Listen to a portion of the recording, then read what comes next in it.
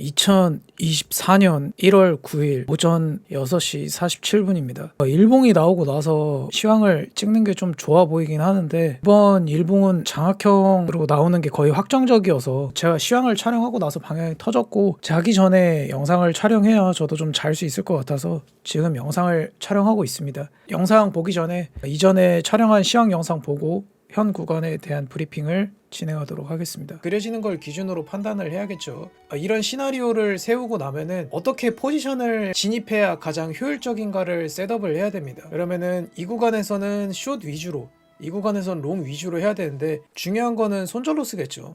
이런 라인이 이탈됐을 때 손절 로스, 그리고 고점 부근을 돌파했을 때를 손절 로스로 셋업을 하고 캔들이 그려지는 걸 보고 물량을 받아볼 예정입니다. 사람마다 배율이나 운영하는 자금이 다르기 때문에 보시고 나서 손절 로스를 셋업해야겠죠. 예를 들어서 20배로 진입을 하시는 분들이 무작정 매매를 그냥 따라 셋업을 하면은 40% 이상의 손실금이 나오니까 이렇게 하는 건 좀 비효율적이겠죠.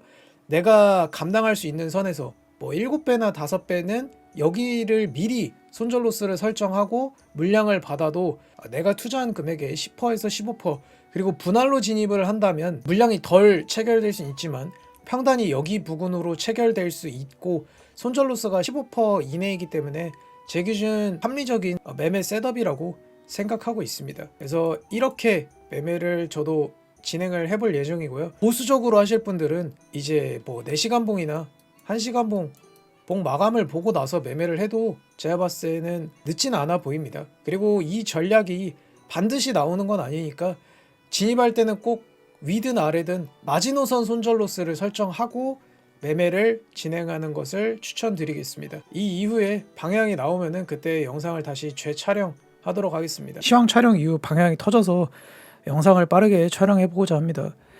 지금 구간에서 제가 생각했던 것보다 수렴의 크기가 좀 작았는데 이전에 올렸던 전략을 기준으로 매매 셋업을 해보자면 저도 위에서는 너무 빠르게 찍먹을 해서 여기서는 숏을 못 쳤고 제가 말했던 대로 쌍바닥을 와주는 게 좀 그림이 이뻐 보인다 라고 이야기를 했기 때문에 이 구간에서 SR 플립 구간부터 시작해서 41.6 구간을 손절 로스로 잡고 롱 포지션을 미리 걸어둬서 롱이 체결됐고 캔들이 깨지지 않는 걸 확인하고 추가 매수를 해서 숏은 조금 더 위를 기다리고 있어서 체결이 안 됐고 롱 포지션 매매는 성공적으로 매매가 끝났습니다. 이 구간에 대해서 설명하기 이전에 일단은 간단하게 작도를 먼저 쉐어해 보도록 하겠습니다. 4282로는 계속 지속적으로 말하던 SR 플립 구간이 나오는 그 구간이기 때문에 여전히 가장 중요한 라인으로 보고 있습니다. 이 이후에 여기서 계속 오르게 될지 모르겠지만 눌리게 되더라도 이런 구간에서는 좀 유의미한 힌트를 주고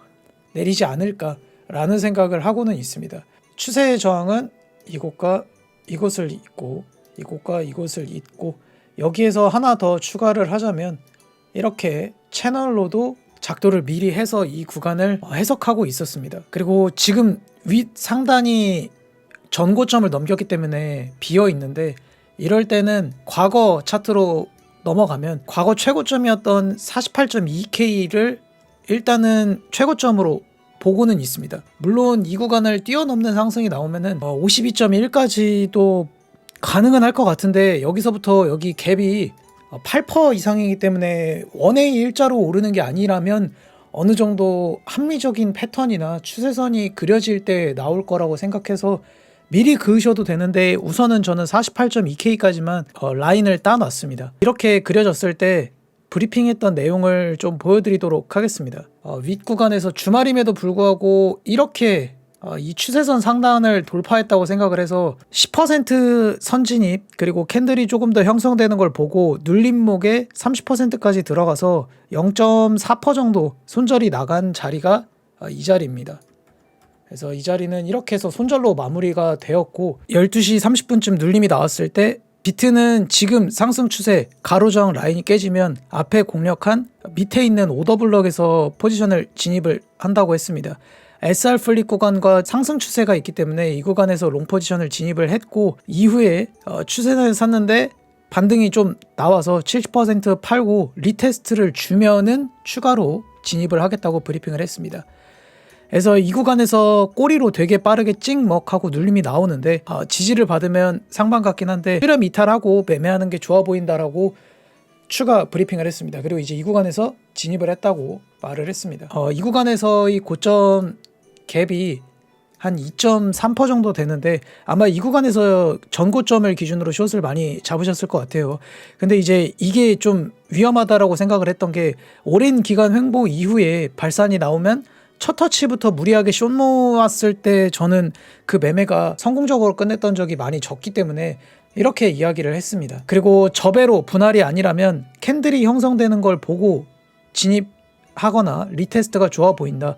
저는 이 구간에서 롱만 분할로 익절하고 숏은 보다가 진입을 하겠다고 이야기를 했습니다. 이 구간에서 채널 상단도 가능하다라고 했는데 채널 중단에서 지지받는 그림이 나와서 채널 상단도 가능할 것 같고 이 구간에서 만약에 이렇게 그냥 내리게 된다면 다시 한번 올라왔을 때 리테스트로 숏을 진입하겠다고 브리핑을 했습니다. 그러니까 이 구간에서는 숏을 공격적으로 진입하지 않겠다고 계속 이야기를 했습니다. 그리고 나서 전고점을 뛰어넘고 3%가량 상방 빔이 나온 상황입니다. 중간중간 브리핑은 계속 이렇게 했고 최근에 주말에 변동이 너무 크기 때문에 위아래 계속 터는 무빙이 나와서 이 구간에서 공격적으로 매매하거나 혹은 내가 한번 손절이 나서 복수 매매를 하시는 게 좋지 않다라고 계속 지속적으로 브리핑을 했어요. 저도 어떻게 보면은 공격적일 수 있는데 이 구간이 깨지면 저는 롱이 아예 좀 힘들다고 봤기 때문에 여기서 좀 세게 들어가고 리테스트 때 더 들어가려고 했던 이유는 이 구간에서 일단 어느 정도 익절을 해야 다음 매매 전략을 할 수 있기 때문에 그렇게 한 거고 저는 이 구간을 제외하고는 되게 공격적으로 들어가기가 부담스러웠던 자리이지 않았나 라는 생각을 했습니다. 별거 아닐 수 있지만 이 구간별로 변동 퍼센트가 상당히 크거든요. 사실 레버가 있는 시장에서 1%나 2% 먹으면은 굉장히 크게 먹는 건데 그걸 위아래로 계속 털면서 움직임이 나왔단 말이에요.